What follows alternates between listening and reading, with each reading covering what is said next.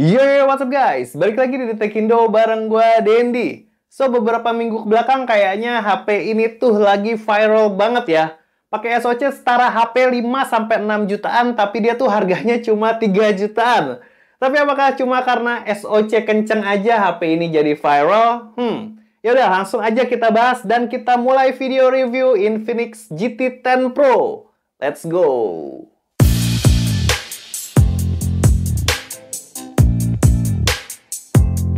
Sebelum mulai, gue mau ngucapin thank you banget buat Sadapin Tekno yang udah minjemin HP ini. So, yang mau main-main ke channelnya Sadapin bisa langsung cek link di kolom deskripsi ya. Yuk, kita lanjut. Sedikit info kalau GT 10 Pro ini mengisi line up terbaru dari Infinix ya. Selain seri Smart, Hot, Note, dan Zero ini, seri GT ini berada di tengah-tengah kasta di seri Note dan Zero. Kalau lihat HP ini tuh mengisi segmen gamingnya ya. Karena kalau seri Zero-nya dia segmennya all-rounded. Nah, menurut gue ada beberapa hal yang emang bikin HP ini tuh jadi viral. Pertama-tama adalah desainnya. Desain fresh dari Infinix ini berhasil bikin konsumen atau calon konsumennya ini mupeng. Desain cyber mecha ala robot-robot Jepang jadi bukti kalau Infinix makin serius buat bikin smartphone gaming terjangkaunya. Pilihan warnanya ada cyber black dan ada mirage silver. Sekilas kalau kita lihat back covernya ini kayak transparan ya, tapi padahal enggak. Ini kayak pola cetakan yang di-print langsung di back covernya, dan finishingnya ini matte. Untuk materialnya masih pakai polikarbonat. Bentuk kamera belakangnya masih mirip sama Infinix Note 30 series. Cuma sedikit berbeda di area bagian kameranya yang terdapat mini LED indikator yang bisa menampilkan beberapa efek di kondisi tertentu. Buat framenya berfinishing chrome yang pasti gampang dekil karena caplakan sidik jari. Dan materialnya sama kayak back covernya. Buat desain layarnya, Infinix udah berani ngasih tampilan dan desain kayak gini. Bezel tipis dan simetris dipaduin sama bentuk kamera hole punch yang kelihatan makin cakep dan makin mewah. Yap, desain water drop tuh emang udah harus dilupain aja deh. Kalau kayak gini kan keren banget ya. Nah, yang kedua adalah spek layarnya nih cuy. Buat HP kelas 3 jutaan, menurut gue spek layarnya ini udah mewah bener. Dia pakai panel AMOLED 6,67 inci, resolusinya Full HD Plus yang punya refresh rate 120 Hz dan touch samplingnya 360 Hz. Peak brightness-nya sampai 900 nits. Layarnya juga udah 10 bits yang udah dukung 1 miliar warna. Udah tersertifikasi TUV Rainland Low Blue Light yang bikin mata nggak cepet capek buat ngeliatin layarnya. Dan dia juga udah dukung multi-touch sampai 10 jari buat keperluan gaming. Dengan spek kayak tadi, buat nampilin konten udah lebih dari cukup ya cuy. Panel AMOLED-nya punya warna yang cukup vibrant, vivid, nggak pucet.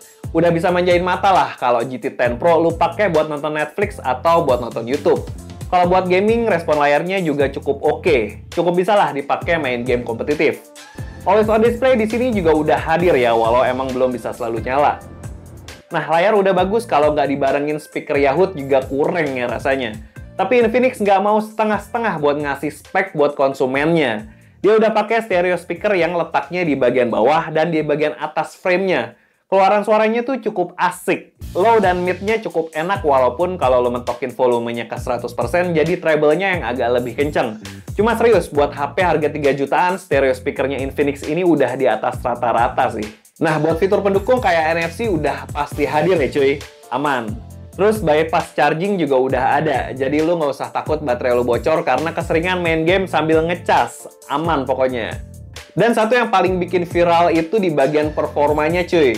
Jadi bagian hardware dan softwarenya dia pakai SoC MediaTek Dimensity 8050 dengan manufacturing 6 nanometer. SoC ini kayak yang dipakai sama Camon 20 Premier ya, yang harganya 6 jutaan. Dia punya RAM 8GB yang bisa ditambah 8GB lagi, dan internal storage-nya 256GB. Buat softwarenya dia pakai XOS V13.1 for GT berbasis Android 13. Kayaknya versi UI-nya khusus nih buat GT series ini. Kalau gue coba tes buat pemakaian sehari-hari kayak buka sosmed, nonton, atau produktivitas kayak ngedit video atau foto cukup enak ya. Lancar tanpa kendala apapun. Terus kalau gue tes sintetis, Antutu 10-nya dapat skor 724 ribuan.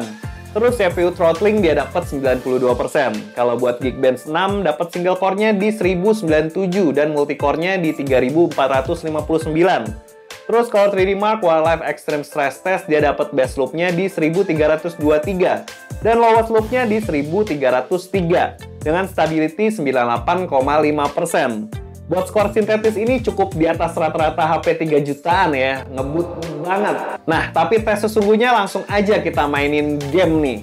Kalau main Mobile Legends, dia bisa dapat di settingan grafik dan frame rate ultra. Gua mainin 2 match, performanya cukup stabil ya, jarang frame drop. Dia dapat rata-rata FPS-nya di 103 FPS. Yang agak aneh tuh FPS-nya saat gameplay cuma mentok di 110, nggak bisa lebih. Padahal harusnya bisa 120 FPS ya di settingan ultra. Yang agak bikin worry di suhunya aja nih cuy. Gue main di ruangan ber-AC, baru main 15 menitan, suhunya udah sampai 41,1 derajat. Gak kebayang kalau main di kondisi tanpa AC, pasti suhunya bisa lebih tinggi lagi nih HP ini. Terus gue coba mainin PUBG Mobile, 1 match dia dapat settingan smooth 90 FPS. Tapi yang agak aneh, pas gameplaynya FPS-nya mentok di 60 dan nggak bisa lebih. Padahal settingan layarnya gue udah lock di 120 Hz. Jadi settingan 90 FPS-nya agak percuma di sini. Semoga segera di-fix ya sama Infinix buat kendala ini. Oh iya, gyronya di sini juga udah hardware ya, dan cukup bisa diandelin saat ngeker-ngeker musuh. Nah, buat main Genshin dia propernya ditaruh di settingan medium 60 FPS. Di sini GT10 Pro kelihatan agak kepayahan ya, karena FPS-nya jarang banget bisa sampai 60 FPS. Dan rata-ratanya cuma dapat di 42 FPS. Seharusnya dengan performa Dimensity 8050 yang gahar banget, harusnya bisa dapat rata-rata FPS-nya itu di atas 50 FPS. Kalau menurut gua faktor suhu juga ya berpengaruh sama performa si GT10 Pro. Karena baru main Genshin 5 menitan suhunya udah cukup tinggi di 44 derajat. Jadi di sini GT10 Pro nggak seenak itu ya kalau buat mainin Genshin. Buat baterainya dia juga udah 5000 mAh dan cukup efisien. Apalagi SoC-nya mendukung. Pas gua tes nonton YouTube 30 menit dia berkurang cuma 3%. Terus buat scrolling TikTok 30 menit baterainya berkurang 4% aja. Dan kalau buat main Genshin 30 menit dia berkurang 14%. Buat chargingnya maksimal inputnya di 45 watt yang buat ngecas dari 1-50% itu butuh waktu 30 menit. Dan buat ngecas ke 100% dia butuh waktu sekitar 1 jam 6 menitan. Nah, yang lumayan asik juga di sektor kameranya nih. Walaupun kamera utamanya punya resolusi 108 megapiksel ini cuma ditemenin kamera gimmick, makro, dan depth 2 megapiksel, tapi hasil fotonya cukup bisa diandelin ya. Foto tangkapan dari GT10 Pro cukup tajam, detailnya lumayan. HDR-nya juga lumayan dengan warna yang saturasinya cukup terasa. Kalau ketemu daun, warna hijaunya agak lebay. Tapi overall nggak malu-maluin lah kalau buat foto-foto. Tapi harusnya dengan SoC sekenceng ini, optimalisasi foto bisa lebih baik dari ini. Cuma emang GT10 Pro fokusnya ke performance ya, bukan ke kameranya.